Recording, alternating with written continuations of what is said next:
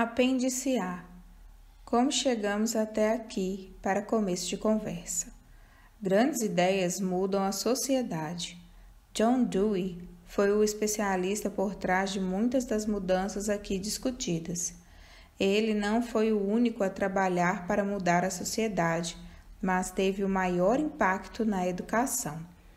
Ele reformulou por completo o sistema educacional dos Estados Unidos no início do século XX, e o Canadá rapidamente seguiu o mesmo caminho. De muitas formas, Dewey construiu seus ideais usando de base as mudanças da Prússia, que surgiram para desenvolver um novo tipo de trabalhador, um trabalhador idealmente adequado, objetivando potencializar a Revolução Industrial. Mas Dewey levou a mudança a um novo patamar. Conhecido como o Aristóteles moderno, Dewey desejava que ideias fossem práticas e úteis. Ele acreditava que discordâncias celestiais causam guerras e que, portanto, as pessoas deveriam atentar-se somente às coisas práticas.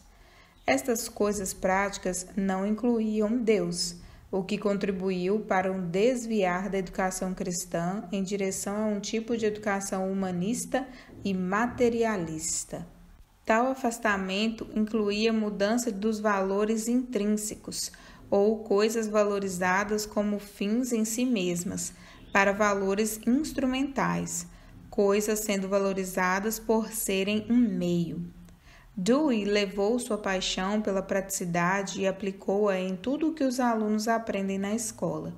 Por exemplo, grandes obras da literatura tornaram-se utilizáveis para, incutindo a crença num conceito, entreter ou amedrontar alunos, nada além disso.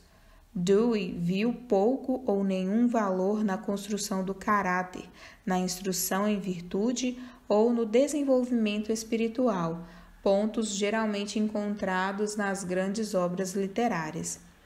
Dewey acreditava que a educação poderia melhorar a sociedade.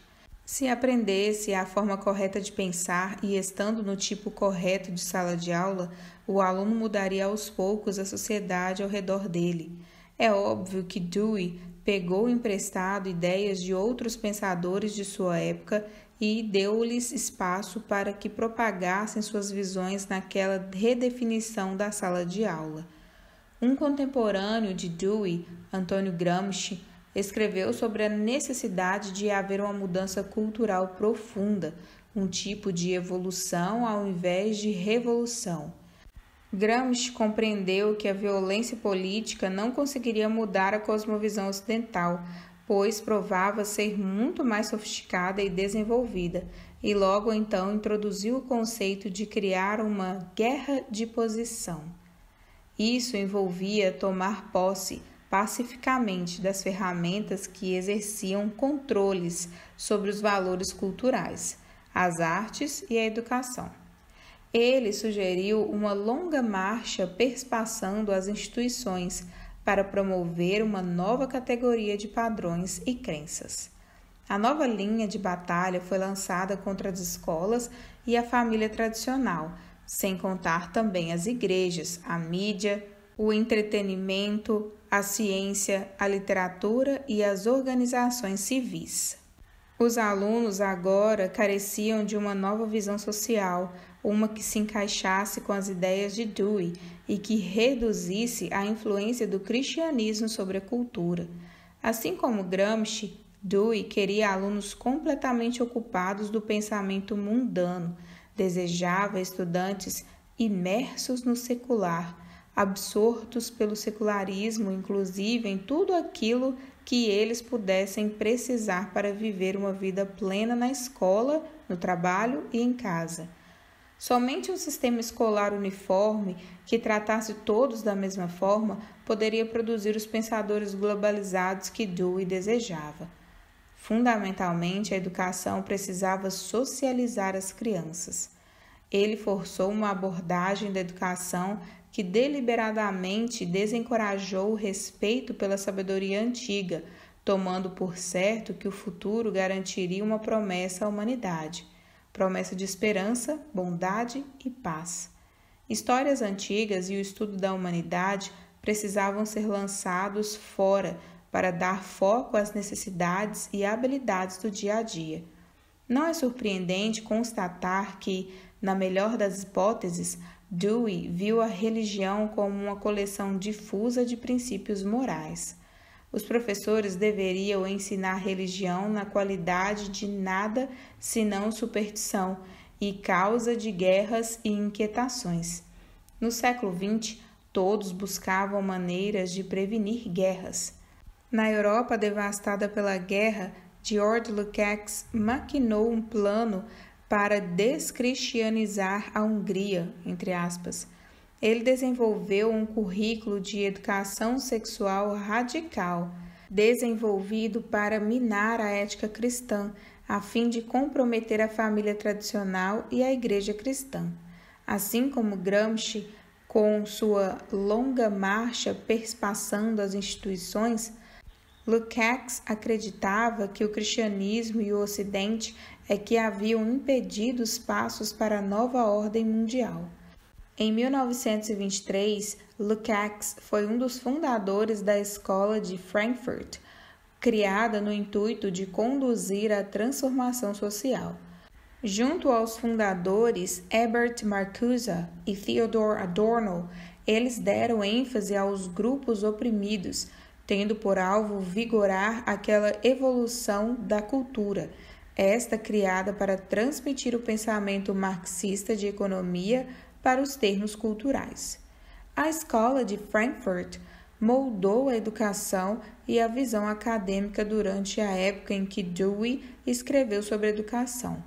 Dewey aplicou a ciência à história e surgiu com a ideia de estudos sociais científicos, substituindo os ricos e complexos dramas históricos. 2000 anos de literatura foram colocados no banco de trás, atrás de cursos especializados modernos, entre aspas. Hoje, os alunos modernos dificilmente aprenderão ciências, história e geografia e todas as demais matérias com alguma referência acerca da fé cristã. Talvez ouçam sobre a igreja financiando a exploração da grande literatura ou construindo bibliotecas para protegê-la. Entretanto, alunos ouvem mais e com maior frequência sobre alegações de que a igreja cristã opõe-se ao progresso e aos estudos acadêmicos do que sobre grandes pensadores cristãos que lideraram descobertas e avanços científicos. Em essência, a educação moderna reescreve a história na mente de seus alunos. O aluno aprende que a fé permanece do lado de fora do conhecimento, como um espectador, às vezes útil, às vezes inútil. A educação moderna repousa sobre algo chamado pedagogia crítica, uma combinação de teoria educacional e crítica. Pense apenas sobre crítica como uma coisa que destrói as coisas. A teoria crítica trabalha para destruir ou desconstruir instituições sociais. A teoria crítica destrói a história e o cristianismo, descrevendo-os como nada além de lutas pelo poder, ou desejos reprimidos ou opressão das minorias. A teoria crítica faz críticas até que não haja nada a mais que ser criticado. A pedagogia crítica usa este tipo de abordagem na sala de aula. Os alunos devem desaprender para depois aprender e então reaprender. Eles se movem em ciclos progressistas. A pedagogia crítica rejeita a ideia de que a educação deve treinar a criança a agir e pensar como um adulto responsável e capaz. Ao contrário, ela vê por propósito da educação o dar aos alunos, seres indeterminados, uma identidade social sem direito à diversidade de opinião como seres sociais. Dewey olhou para a socialização e considerou-a o alvo da educação moderna, supondo que as virtudes, os pilares da nossa sociedade, permaneceriam para sempre. C.S. Lewis comenta a respeito. Numa espécie de ingenuidade horrenda, removemos o órgão e exigimos dele sua função. Nós criamos homens sem peito e esperamos deles virtude e ímpeto. Nós ridicularizamos a honra e ficamos chocados quando encontramos traidores em nosso meio. Nós castramos e exigimos dos castradores que sejam fecundos. A educação de Dewey afoga alunos em chavões e generalizações sociais populares, em vez de encorajá-los a desenvolver e defender opiniões próprias. Isto começa justamente na pré-escola. Em alguns países, até mesmo o berçário moderno educacional é adotado. Quase toda criança sueca é inserida na pré-escola e lá permanece sob educadores treinados, mesmo que ainda haja um pai em casa. Claro, porque a licença maternidade e a paternidade são bastante generosas. Quase toda criança é cuidada por sua mãe ou por seu pai até quase completar 1 ano de idade. Como se isso fosse o suficiente, os alunos treinados pelo sistema recebem a educação de Dewey.